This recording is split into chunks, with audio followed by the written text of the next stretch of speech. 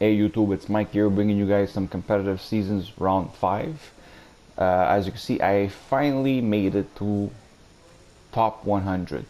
So I finished round 5 with a ranking of 37, basically a record of 15 and 1. As you can see, my season total is ranked 194 with a record of 64 wins, 11 losses. So basically, I'll show you guys what a top 100 player gets as a reward. So we're going to open up those packs for sure. I will talk a little bit about how I got here and basically what I had to beat at the end to basically bring me to the promised land. Because I've complained in the past that I don't like the ranking system of competitive seasons because you never know who you're gonna get basically matched up against.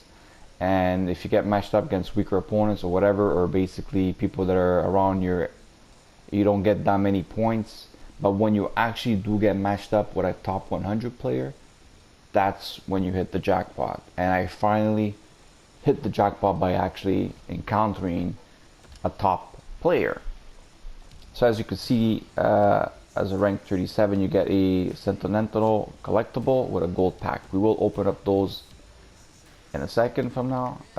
Before we do, we're actually just going to look at stats for a second and show you basically my recent games. So the guy that I actually had to beat ended up quitting at 57 minutes. The way this game happened was that basically he was playing a 1-4 trap game with a 1-2-2 passive. So I had to work very hard to get my first goal, and I got my first goal late in the second period. At this point, my opponent was still playing the trap, and I basically had 2 minutes or 3 minutes left to the second period. So I decided to basically just sit back and wait for him to start forechecking me. And at this point, the guy started forechecking. He ended up scoring a goal. At this point here, because of his forecheck, like him opening up the game, I finally scored 2 more goals. And the last one I scored was at 57 minutes. At that point there, I guess the guy got mad because I scored the 3-1 goal and he quit, and it gave me the victory for 3-0. Anyways, the guy started bitching. He started calling me a ragger, all kinds of bullshit. At the end, was because I give them his first loss. So if you look at his season stats, you'll see that he is 31 and 1 and 1 in overtime. So he lost once in overtime. So the only time he actually lost was versus me in regulation. So that's what basically gave me my the amount of big points. As you can see, I did have a huge loss all year, 6-1. I think that this is where you actually learn how to play the game, when you actually get your ass kicked. Because you can see, I don't get my ass kicked very, very often.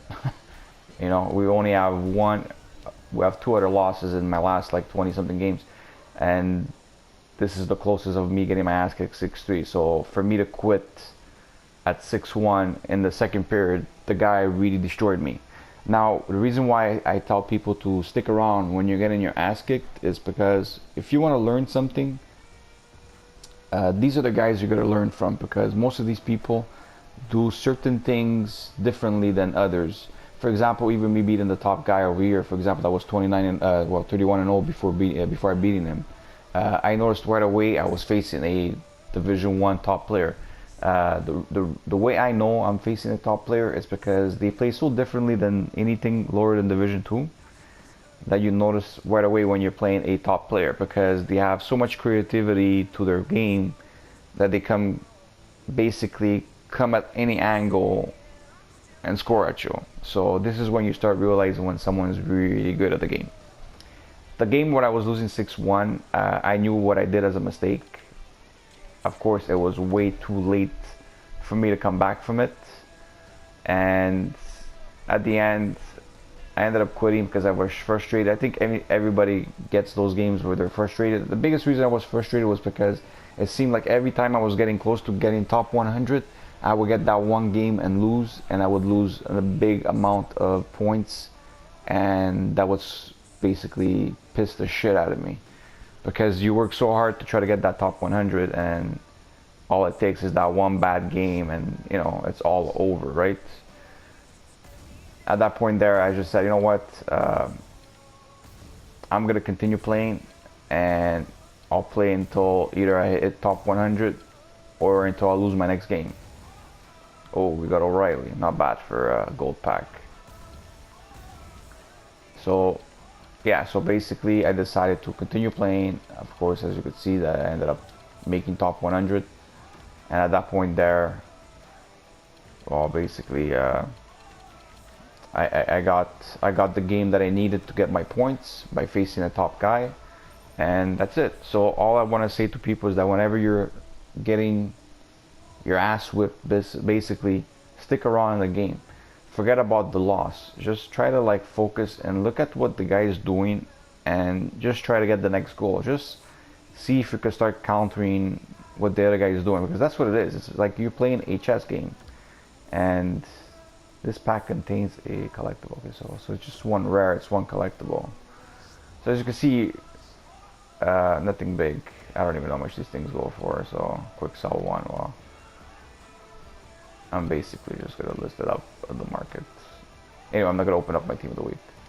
So whenever you're getting your ass whipped by a player, this is where you basically need to stick around and forget about the beating you're getting, and focus on the next goal and focus on the gameplay, because this is where you're actually gonna end up learning to become a better player.